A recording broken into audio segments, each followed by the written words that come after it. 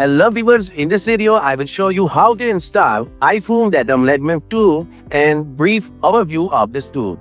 How to do this? Let's start. This software link we provided in the video description. Now right click on it and run as administrator. Check on accept agreement and click on install button. It takes some time, it's depend upon your PC or laptop speed. Now it's almost completed. It's done. Now we open this phone tool software and check the features of this software. This software provides the functionality to take backup of your phone fully or partially.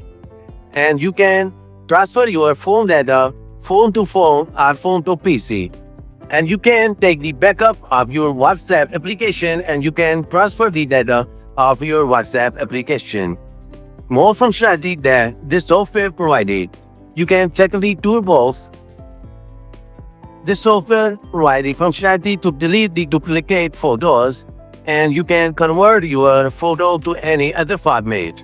You can also erase your data by using this software. Also, this video will be helpful for you. See you in another video. Goodbye.